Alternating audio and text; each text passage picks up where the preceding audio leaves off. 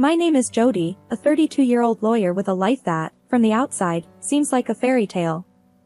I come from a family that's pretty well off, and I've known Ethan, the guy I'm supposed to marry, since we were kids. Our dads are old buddies who used to joke about us tying the knot one day.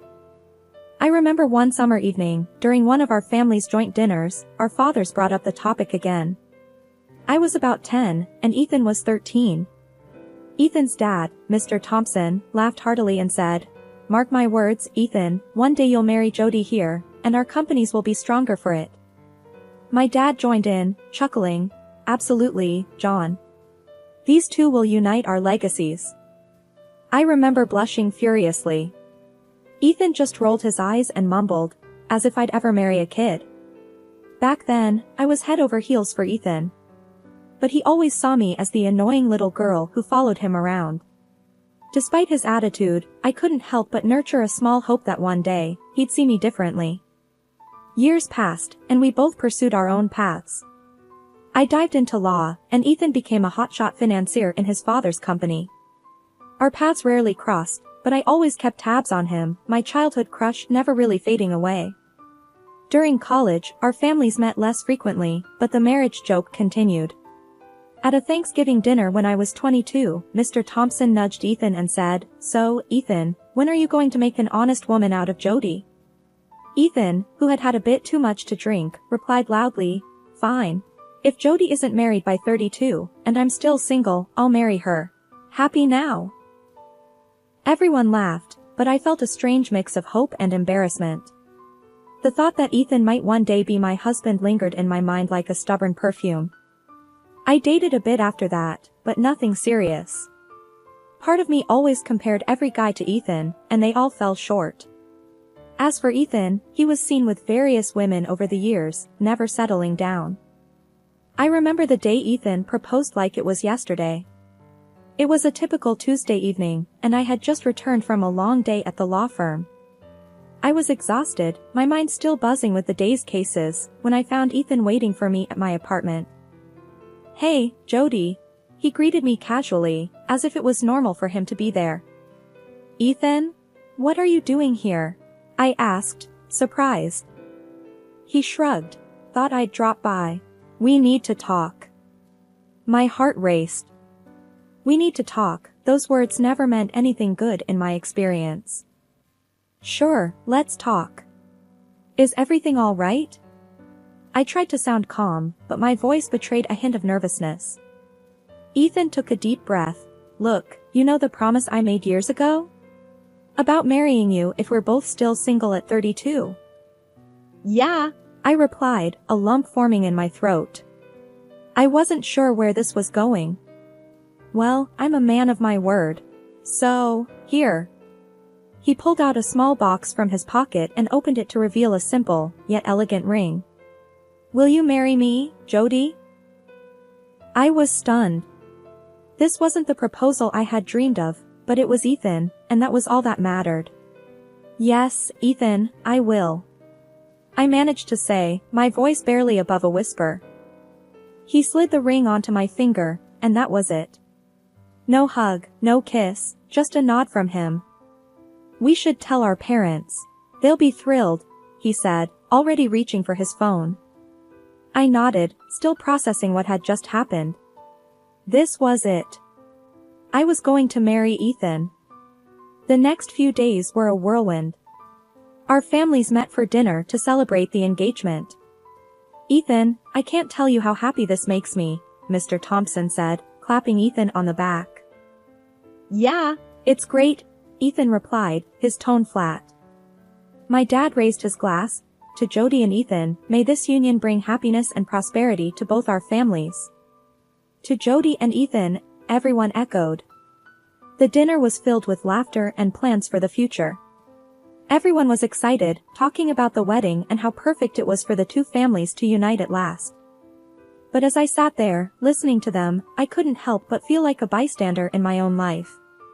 This was everything I had ever wanted, so why did it feel so hollow? But then, another part of me argued that this was Ethan, the man I had loved all my life. Maybe, with time, he would come to love me. "Give it a chance, Jody," I whispered to myself. Maybe this is the start of something wonderful. I closed my eyes, trying to convince myself that everything would be alright. That this marriage, this union of two families, would somehow turn into the love story I had always dreamed of. The civil ceremony was a quiet affair, just our immediate families and a few close friends. Ethan's dad, Mr. Thompson, got teary-eyed as we exchanged vows. "Never thought I'd see the day," he said, wiping his eyes. My parents were beaming, and for a moment, I allowed myself to feel a bit of happiness. After the civil ceremony, the real challenge began, planning the grand wedding. We decided on a 2-month timeline, which meant I had my work cut out for me. I dove into the preparations headfirst, hoping it would distract me from my doubts. One evening, I was sitting with a mountain of bridal magazines, trying to pick a theme for the wedding. Ethan walked in, late from work as usual. "Hey," I said, looking up. "What do you think about a vintage theme for the wedding?" Ethan glanced at the magazines and then at me. "Whatever you want, Jody. It's your day." I felt a twinge of disappointment at his indifference. "But it's our day," I protested softly. He sighed. "I'm beat, Jody. Just pick whatever you like. I'm sure it'll be great." He then walked away, leaving me alone with my magazines. I shook off the feeling of rejection and continued with the plans. Dress shopping was next on my list. I invited my mom and Ethan's mom, Mrs. Thompson, to join me. At the bridal shop, I tried on dress after dress, but nothing felt right. My mom was getting impatient. "Jody, they all look beautiful. Just pick one." Mrs. Thompson was more understanding. "Take your time, dear. It's a big decision." Finally, I found the perfect dress. It was elegant and simple, just what I had always imagined. "This is the one," I said, looking at myself in the mirror.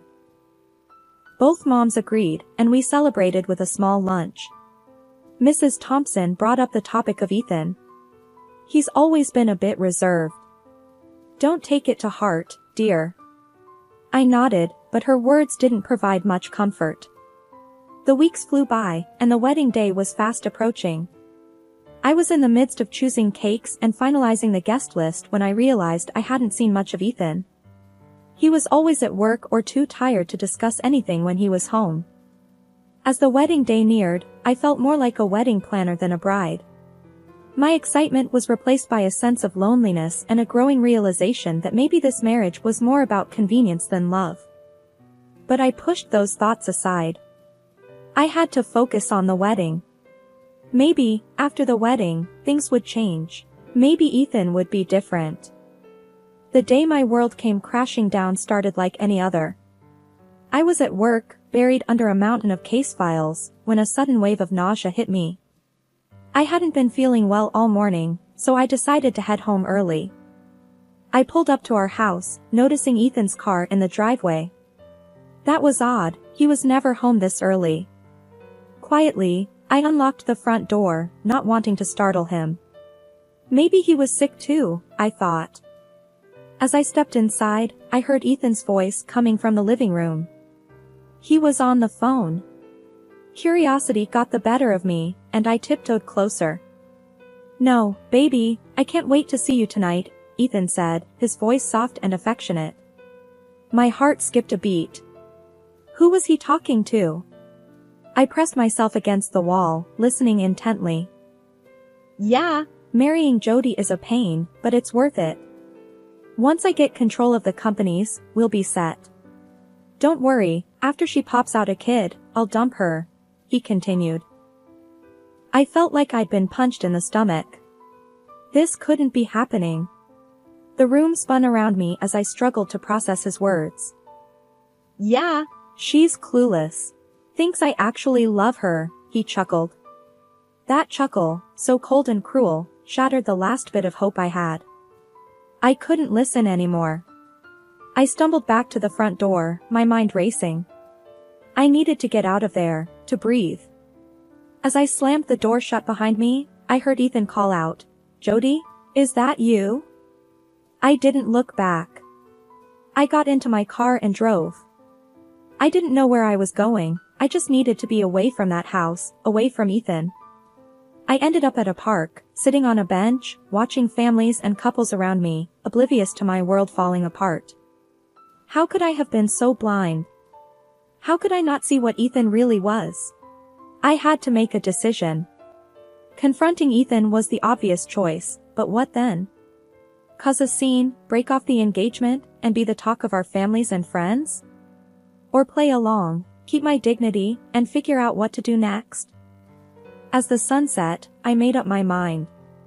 I wasn't going to let Ethan see how much he had hurt me. I would play his game, for now, but on my terms. I had to be smart about this. I drove home, my face a mask of calm. Ethan was waiting for me, a concerned look on his face. "Where were you?" "I was worried," he said, coming towards me. "I wasn't feeling well, just needed some fresh air." I lied smoothly. He nodded. "Okay, well, I'm here now. Let's have dinner." I forced a smile. "Sure, that sounds great." As we sat eating, I looked at Ethan, really looked at him.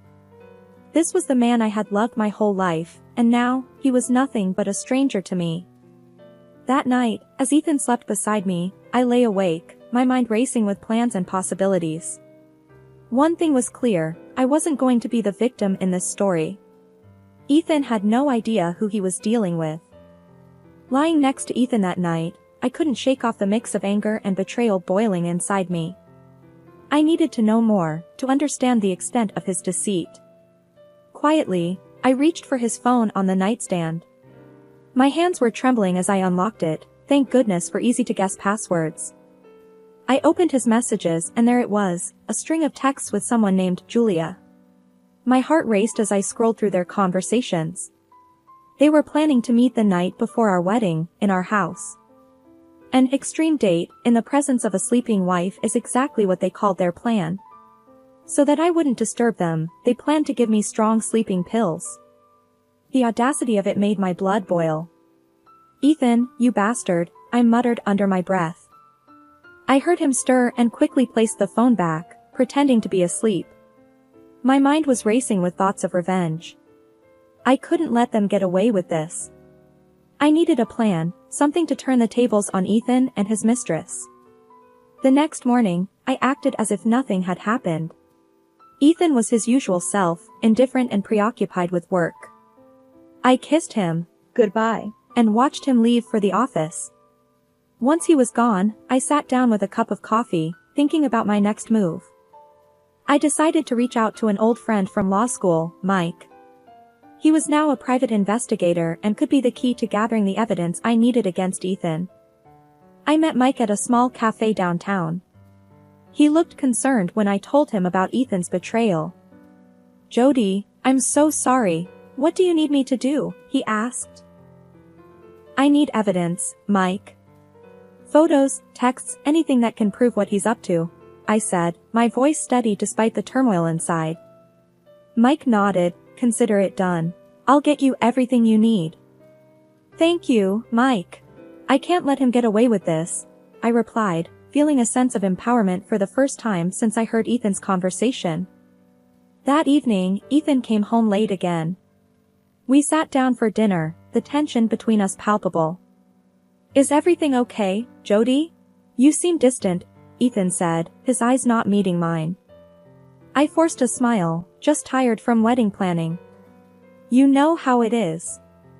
He nodded. "Yeah, I guess. Listen, I'll be working late tomorrow night. Don't wait up for me." I felt a flash of anger but kept my composure. "Sure, no problem. Work comes first, right?" He didn't detect the sarcasm in my voice. "Exactly. Glad you understand." As I lay in bed that night, I couldn't help but think about how blind I had been. Ethan never loved me. It was all a lie, a means to an end for him. But I wasn't going to be a pawn in his game any longer. I had Mike gathering evidence, and soon I'd have enough to expose Ethan for the fraud he was. But that wasn't enough. I wanted him to feel the humiliation and betrayal I felt. I started planning the ultimate revenge in my mind, a way to turn the tables and leave Ethan with nothing. He thought he was playing me, but he had no idea what was coming for him. The eve of our wedding arrived with a heavy air of anticipation. Ethan seemed more on edge than usual, but I pretended not to notice. I was too focused on my plan, the final act of this tragic play. Ethan came home early, which was unusual. He was carrying a bottle of champagne and 2 glasses.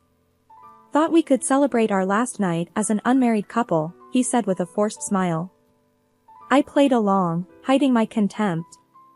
"That sounds lovely," I replied, mustering a smile. As he poured the champagne, I couldn't help but wonder if this was the moment he'd try to drug me, as per his plan with Julia. We clinked glasses, and I brought the champagne to my lips, pretending to sip while actually letting it run down the side of my mouth. Ethan didn't notice, he was too busy texting under the table. Probably Julia, I thought bitterly. After a few minutes, I feigned dizziness. "Ethan, I'm not feeling so well. I think I need to lie down." He looked up, satisfaction flashing in his eyes for a moment. "Oh, okay. Do you need any help?" "No, I'll be fine. Just need some rest," I said, standing up shakily. As I made my way to the bedroom, I heard Ethan make a phone call. "She's out. You can come over now," he whispered. My heart raced. This was it. My plan was about to unfold.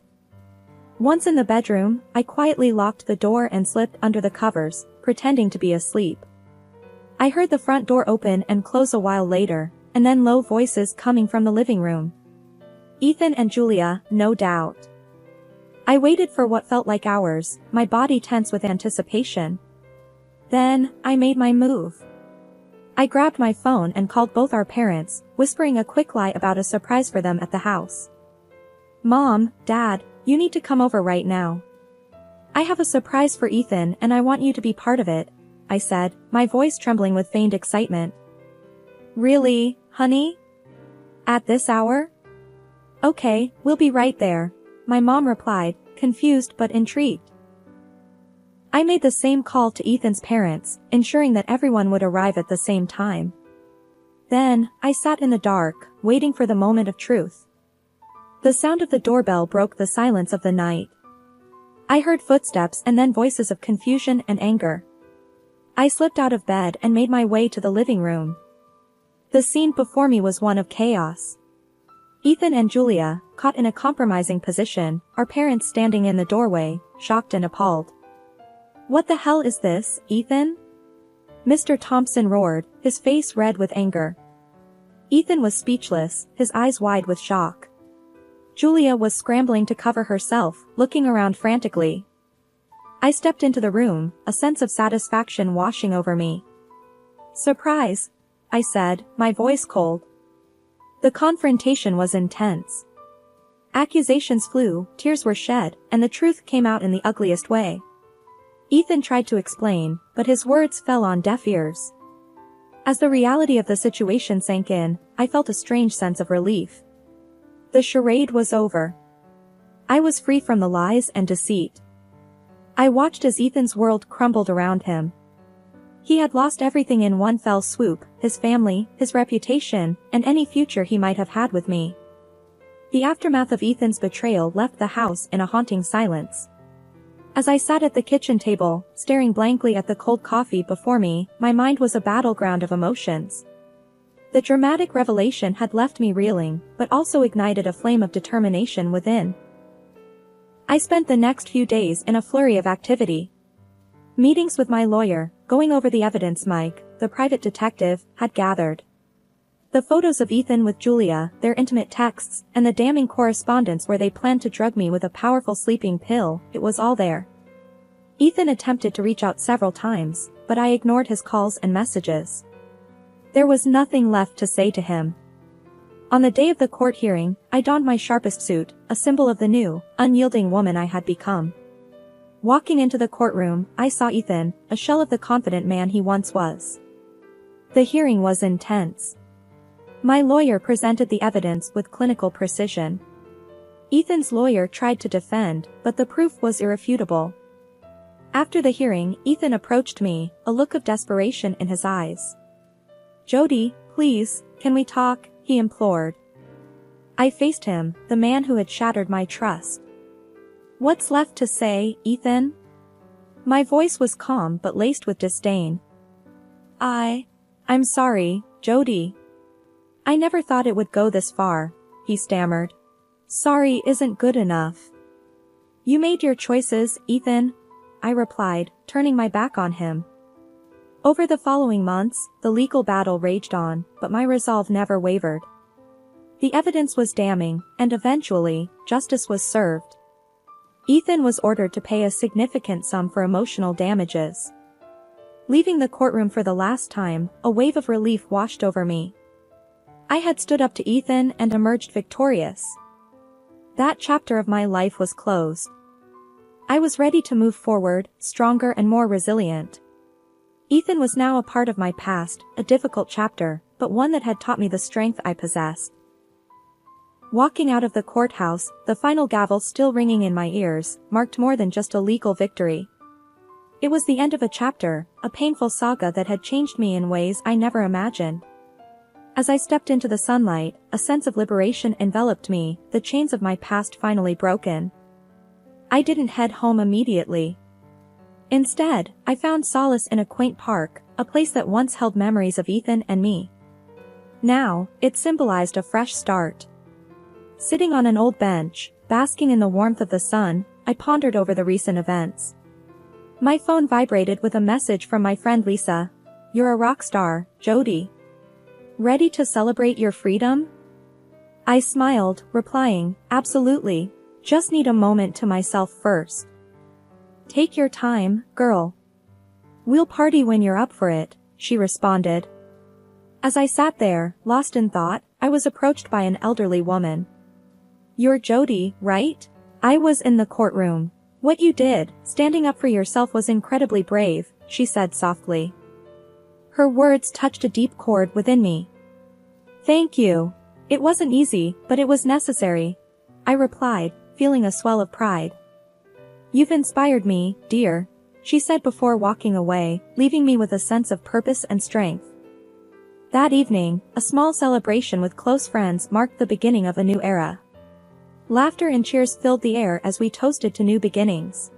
The next day brought an unexpected turn.